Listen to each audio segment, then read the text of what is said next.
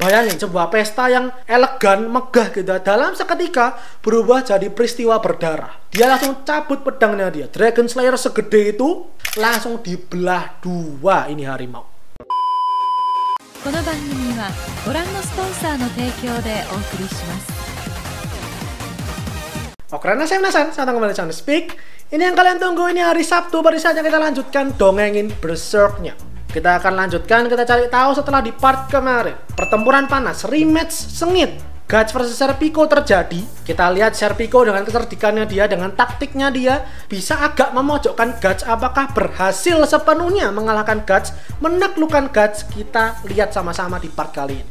Oke, jadi mari langsung kita mulai aja. Silahkan di like, share, subscribe, dan pembahasan kali ini selalu di follow Instagram Sound Speak. Mari kita mulai ceritanya.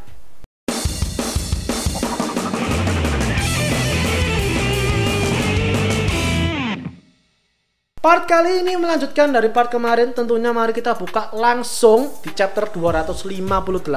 Setelah sebelumnya kemarin Guts itu menyerang, tapi Serpico-nya berhasil menghindar gitu kan di sebuah pilar. Akhirnya serangan Guts mengenai pilarnya ini tadi. Pilarnya roboh, batu-batunya mau mengenai si Guts. Tapi Guts dengan kecerdikannya dia, dengan pengalaman dia pakai punggung pedangnya dia, menahan batu-batunya tadi supaya nggak kena kepalanya dia, menahan serangannya Serpico dari depan, plus ngegetok kepalanya Serpico. Bisa kalian bayangkan itu pedangnya Guts Dragon Slayer setebal segede itu besinya gitu ya. Maksudnya digetokin ke kepala pasti bakal tepar. Dan dia itulah yang terjadi dengan Serpico. Serpico kena serangan telak di kepalanya dia pun jatuh, tumbang, dan kalah. Akhirnya sudah, Serpico sekali lagi mengakui kekalahannya dia. Dia belum segitu mampunya, segitu kuatnya untuk mengalahkan si Guts ini. Dan dia sebenarnya agak terpukau gitu, agak bertanya-tanya, si Guts ini emang sebenarnya apakah se-OP itu? Memang bisa membaca taktik niatan langkah dari Serpico. Tapi Gutsnya bilang enggak, itu semua modal refleks, modal keberuntungan aja. Karena sudah sama si Guts mundur dia gitu kan, dan Serpico-nya dibantu berdiri tuh dengan sedikit luka benjol gitu kali ya di kepalanya dia gitu ya, sama Sirke sama Isidoro. Ditolonglah Serpico ini sambil diperingatkan sama Sirke yang bilang, yang memperingatkan dia jangan sampai tengkar lagi nanti.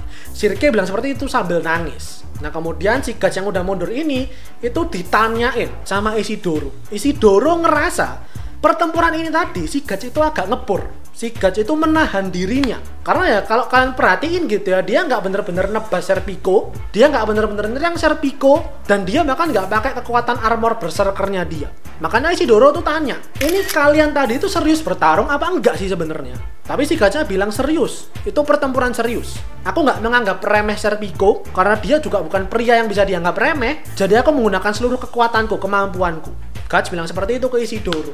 Nah Isidoro-nya masih agak kesel gitu, maksudnya masih nggak bisa menerima jawaban itu. Diberilah penjelasan tambahan sama Serpico. Serpico yang sudah mengaku kalah ini bilang, memang itu tadi kami serius kok. Itu pertempuran sungguhan, dan kalau kamu ngerasa Guts itu menahan diri gitu maksudnya ya itu mungkin memang kelemahanku sendiri. Aku yang tidak cukup kuat untuk memaksa si Guts, untuk mendorong si Guts menggunakan kekuatan lebih. Dan toh lagi pula, sebenarnya pertempuran ini tadi itu lebih menguntungkan aku daripada si Guts. Karena dengan penjelasan itu Isidoro bisa lebih lega gitu ya, bisa diterima. Tapi kemudian si Guts nih motong karena dia pengen ayo cepet-cepet kita keluar dari tempat ini, kita segera temuin Farnese. Karena ada monster yang di part lalu itu yang kayak saya bertut tuh, si Guts merasa gusar dengan kedatangan monsternya ini. Nah Serpico kan di dalam ballroom gitu, di dalam bangunan. Dia kan nggak ngerti apa-apa tuh soal monster di luar. Jadi Serpico agak bertanya-tanya, monster apa yang dimaksud? Sirke menjelaskan, ini monster kelihatannya sih itu mirip-mirip kayak monster yang nyerang kita, kayak buah yang nyerang kita waktu di pinggir pantai. Di saat itu semua sadar kalau begitu berarti kelihatannya ini adalah monster dari Kushan. Serpico juga sadar karena Serpico kan yang menyerang biksu ya, kayak pendeta-pendetanya Kushan yang mengendalikan monsternya ini, hewannya ini. Jadi Serpico sadar ini pasti perbuatan orang-orang Kushan. Sebagai bentuk peringatan awal, serangan awal dari Kushan, mereka menginvasi Fritanis. Nah, karena si Guts bilang kalau gitu kita nggak punya banyak waktu, jangan berlama-lama lagi di sini karena cepat atau lambat kota ini bakal jadi medan pertempuran. Si Sirke kemudian teringat dengan kata-katanya Sonia waktu dia pertama kali nyampe Fritanis itu dia ketemu Sonia. Di akhir sebelum perpisahan Sonia bilang kamu mending pergi aja dari kota ini karena kota ini bakal dalam kegaduhan sebentar lagi. Sirke sadar mungkin itu yang dimaksud Sonia. Kushan bakal segera menyerang tempat ini, bakal jadi medan perang Fritanis. Dan percaya sama aku, part minggu depan bakal gila-gilaan. Tapi itu nanti kita bahas minggu depan lah ya. Kali ini pokok Guts-nya memperingatkan itu tadi, dan dia bilang tuh ke Serpico, karena tempat ini, karena kota ini nggak aman, maka Farnese pun juga bakal nggak aman. Di situ Serpico sadar nih kalau majikannya dia, tuan putrinya dia tetap di kota ini bakal dalam bahaya. Maka dia bilang, oke, ayo sekarang ikutin aku, akan aku tunjukkan kalian, akan aku bawa kalian ke Farnese. Tapi sebelum itu, barang-barangnya Serpico yang sebelumnya dia balikin tuh ya sama punya Farnese juga ke Sirke, dikasih kembalilah ke Serpico supaya dia pakai. Nah, sementara itu kita masuk kembali ke pestanya, ke dalam ballroom, di mana ayahnya Magnifico sama Farnese, Federico do Vandimion ketiga, itu akhirnya masuk, datanglah ke pestanya ini. Bisa dibilang ya dia ini hostnya gitu lah ya, penyelenggara eventnya, penyelenggara pestanya itu dia. Semua orang segen gitu kan sama si Federico ini, karena buat yang belum tahu, Bank Vandimion itu memang segitu besarnya, segitu berpengaruhnya. Banyak negara-negara yang asetnya itu dipercayakan ke Bank Vandimion. Jadi ekonomi negara-negara termasuk Midland, meskipun Midland udah punah gitu ya, Midland udah hancur, atau kerajaan Tudor misal, itu mereka nggak akan bisa berperang, mereka nggak akan punya aset, mereka nggak akan punya kekayaan negara kalau bukan karena Bank Vandimion. Satu-satunya bank yang bisa dipercaya di wilayahnya Holy See itu Bank Vandimion. Jadi memang segitu berpengaruhnya Federico do Vandimion ini. Akhirnya sudah dia masuk, dia datang, kemudian sebagai host gitu ya, dia memberikan speech, memberikan sambutan kepada orang-orang sebagai bentuk persiapan sehari sebelum perang pecah untuk membebaskan Midland, di mana pasukan aliansi Holy See itu melawan kekaisaran Kushan nantinya. Dia memberi sepatah dua patah kata, kemudian terakhir namanya bangsawan cheers gitu kan, toast semuanya.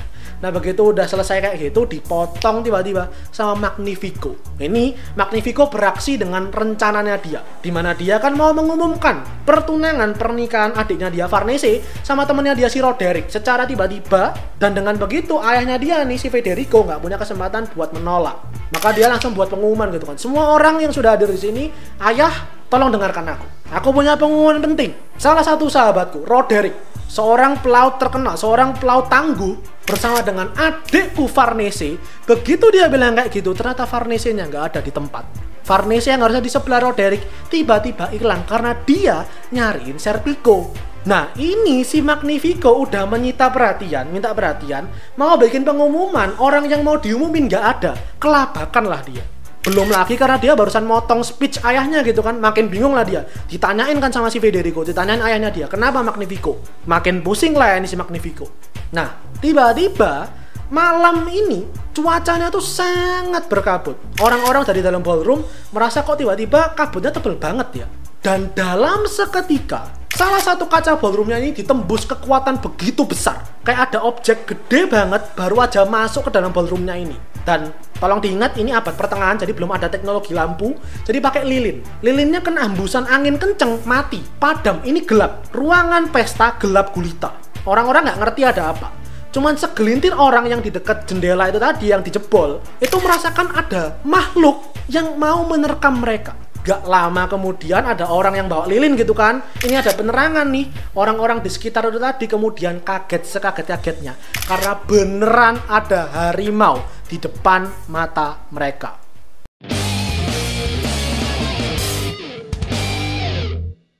Dan gak cuman harimau, beberapa bangsawan, beberapa orang yang datang itu udah mati diterkam. Bayangin sebuah pesta yang elegan, megah gitu, dalam seketika berubah jadi peristiwa berdarah. Semua orang kaget, porak-poranda gitu kan, tiba-tiba ada harimau gede kayak gini menerkam mereka. Semua orang diserang, semua orang lari, berusaha untuk kabur, tapi exitnya, pintu keluarnya dihadang juga sama harimaunya ini. Nah di situ Farnese yang sebelumnya pernah mengalami kejadian serupa gitu ya, menghadapi kejadian seperti ini, kelihatannya dia notice nih, ini bukan harimau biasa, ini bukan monster biasa, ini pasti dari Kushan. Maka akhirnya dia berpikir dengan instingnya dia harus cari silver, harus cari perak. Makanya kalau kalian ingat, pisau belatinya dia itu kan terbuat dari perak, yang mana material alami untuk mengalahkan monster atau apostle. Karena dia nggak bawa pisaunya dia, maka dia cari itu objek silver lainnya. Dan di situ ada kayak ornamen gitulah ya, tempat lilin tinggi gede gitu, itu diambil sama Farnese dan dibuat untuk menyerang harimaunya ini. Keluarganya Farnese, kakak, ayah, ibunya dia kaget sekaget-kagetnya karena putri bungsu mereka, adik mereka, tiba-tiba membuat perlawanan seperti ini. Serangannya cukup telak ke mata harimaunya tadi, cuman efeknya nggak lama. Harimaunya malah makin kesel gitu kan, makin mau menerkam orang-orang, terutama Farnese yang baru aja nusuk matanya dia. Farnese yang pakai dress gitu ya, ribet mau lari, mau jalan nggak bisa apa-apa tuh dia. Tiba-tiba langsung datanglah Serpico dengan kekuatan sylph-nya dia, terbang dan menyelamatkan Farnese. Serpico-nya bilang, maaf Nona Farnese, saya barusan aja pergi dari luar karena saya dibutuhkan untuk jadi pengawal kemari. Tentu kalian tahu dia adalah pengawal untuk Guts dan yang lainnya yang akhirnya datang masuk ke ballroom-nya ini. Guts gak pakai babi bu, dia langsung cabut pedangnya dia. Dragon Slayer segede itu, dia siap menyerang si harimaunya ini. Nah di situ semua orang, semua bangsawan-bangsawan ini gitu ya, tamu-tamunya ini kaget. Ini orang siapa gitu, maksudnya tiba-tiba datang, kok badannya armoran semua, pedangnya gede banget, bawa bocil ada 2, ada cewek 1. Nah di tengah semua kebingungan ini dan apa ya, keterpukauan mereka sebenarnya karena pedangnya gede banget gitu kan. Sir Owen yang di part kemarin itu ya, dia tuh ngerasa ini kok nggak asing ya. Aku rasanya pernah lihat ini pria, aku pernah lihat pedangnya, tapi siapa dan di mana ya?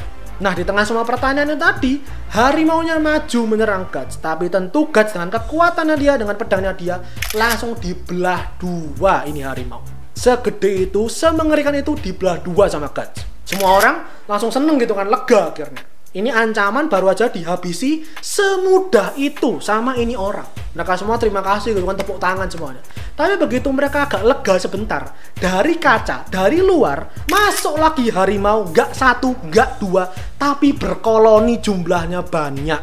Jadi tadi yang diserang sama Guts itu cuman apa ya? Cuman appetizer doang, cuman pembukaan doang. Ini main course-nya, hidangan utamanya datang semua. Semua orang makin porak-poranda gitu kan, karena semua jadi target nih. Termasuk si Farnese yang ada di pelukan, ada di gendongannya Serpico, mau diserang tapi Serpico dengan kekuatannya dia terbang. Dia menghampiri Guts, Casca dan yang lainnya gitu kan, membawa Farnese biar dipertemukan nih dengan mereka. Dan di situ kita lihat kalau Casca tuh langsung nempel sama Farnese, menunjukkan kalau Casca tuh emang segitu percayanya sama Farnese. Farnese nggak bisa bilang apa-apa gitu, dia mungkin mau bilang maaf, mau terima kasih juga, cuman dia nggak bisa bilang apa-apa karena si Guts kemudian langsung bilang, udah sekarang kita cabut aja, ngobrolnya nanti aja, disimpan buat nanti, sekarang kita harus pergi dulu. Tapi si Farnese-nya bilang, nggak bisa, tolong jangan dulu, ini ada ancaman kayak gini dan keluargaku itu ada di sini. Si Sirke pun juga bilang, Guts, ayolah kamu tuh jangan setega itu, ini orang-orang bisa mati loh kalau kita tinggal, orang harimaunya segini banyak gitu loh, jadi tolong ayolah, punya hati sedikit lah, bantu mereka. Akhirnya udah Guts mau nggak mau diladenin lah. Harimau yang segini banyaknya disikat sama Guts. Nah, kemudian si Serpico itu bicaralah ke Sirke. Serpico sadar kalau ini pasti adalah hewan-hewan Kushan. Pasti dikendalikan tuh sama pendeta, sama biksu-biksunya dari Kushan. Maka sama kayak sebelumnya, pasti bakal ada yang ngendaliin dan jaraknya nggak mungkin terlalu jauh dari ballroomnya ini. Maka diterawang gitu kan sama si Sirke dengan kekuatan magisnya dia. Ketahuan lah para pendeta Kushannya ini ada di timur istana, ada di bawah jembatan. Mereka naik perahu, mereka mengendalikan dari sana. Maka Serpico nggak pakai ngomong apa-apa, dia langsung cabut ke sana. Dia cuma bilang ke Farnese, saya harus pergi sebentar dan nanti saya akan kembali lagi. Terbang akhirnya dia. Kita kembali ke ballroomnya yang lagi porak-poranda gitu kan. Gak cuma si Guts yang ikut bertarung, tapi Isidoro juga ikut beraksi dengan bom-bom kecilnya itu ya. Dia pakai untuk melawan iblis, untuk melawan apostle. Dia ngerasa pede gitu karena ini orang-orang terpandang, orang-orang kelas atas bergantung sama dia. Begitupun si Sirke yang melihat nih ada wanita-wanita mau diterkam.